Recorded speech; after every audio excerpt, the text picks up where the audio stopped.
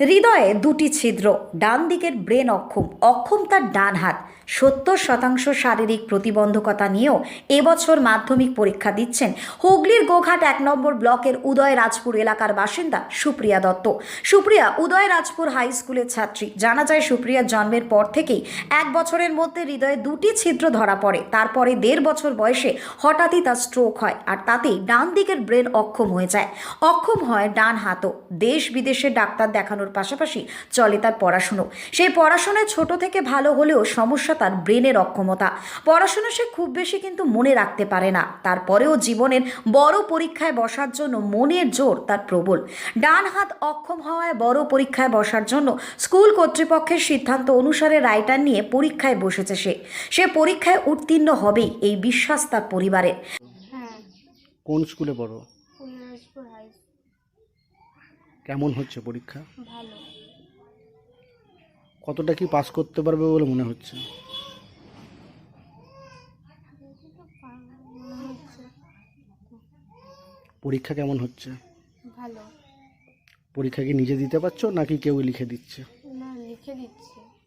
তুমি বলে বলে দাও, ও লিখে দেয়? হ্যাঁ, তোমার এমনি সমস্যা কি হয়, নিজে কিছু বুঝতে পারো?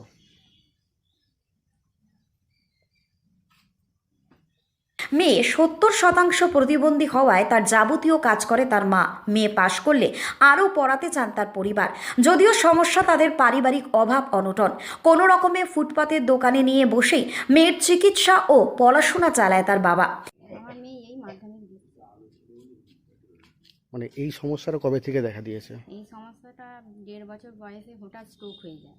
স্ট্রোক হওয়ার পর থেকেই একদিকটা তো ওই প্যারালাইসিসের মতনই হয়ে যায়। তারপরে ওই ব্রেনের সমস্যা হয়ে গেছে। সেই থেকেই ওই পড়াশোনা মনে রাখতে পারছে না, এই পড়ছে এই ভুলে যাচ্ছে।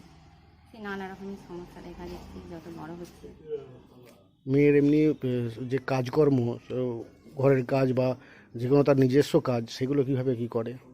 ও সবই আমাকেই করে দিতে হয়। আপনি এই বিষয়ে সুপ্রিয়ার মা জানান, মেয়ে ছোট থেকে প্রতিবন্ধী হলেও পায়নি কোনো সরকারি সুযোগ সুবিধা। অনেকবার সরকারি সাহায্যের জন্য আবেদন করেও কোনো সাহায্য মেলেনি। তারা যদি পাশে কেউ দাঁড়ায় তাহলে আগামী দিনে সুপ্রিয়া অনেকটাই এগিয়ে যেতে পারবে পড়াশুনোতে। যতটুকু পড়াশোনা করে সেটাও খুব মানে প্রশংসার যোগ্য। কারণ আমাদের তো 100% থেকে আমি অনেক ছাত্রদের পড়াই, সেখানে যা পারফরমেন্স দেখা যায় সেখানে 50% যে পারফরমেন্সটা দেয় যথেষ্ট প্রশংসার যোগ্য। যা পড়াচ্ছি ছোটোবেলা থেকে সবই পড়ছে ঠিকঠাক, কিন্তু একটু হাতের লেখাটার প্রবলেম হয়, সেই জন্যে নাম্বারের দিক দিয়ে অনেক সময় পিছিয়ে যায়। মাধ্যমিক পরীক্ষা কিভাবে কি করছে? মাধ্যমিক পরীক্ষা একটা রাইটার, দুটো রাইটার আছে, আর বলে দিবে আর তারা লিখবে। তারা ক্লাস 9-এ পড়ে যারা রাইটার আছে। সব মিলিয়ে এখন দেখার সুপ্রিয়া প্রতিবন্ধী হয়েও পরীক্ষা দিচ্ছে। সে কি তার জীবনের বড় পরীক্ষায় উত্তীর্ণ হয়ে পরিবার থেকে গোটা এলাকা বাসিন্দাদের মুখে হাসি ফোটাতে পারবে? সেদিকেই কিন্তু তাকিয়ে রয়েছে সমস্ত তার পরিবার পরিজন এবং তার স্থানীয় এলাকার প্রতিবেশীরা। হুগলির আরামবাগ থেকে শুভজিৎ ঘোষের রিপোর্ট, লোকাল 18 বাংলা।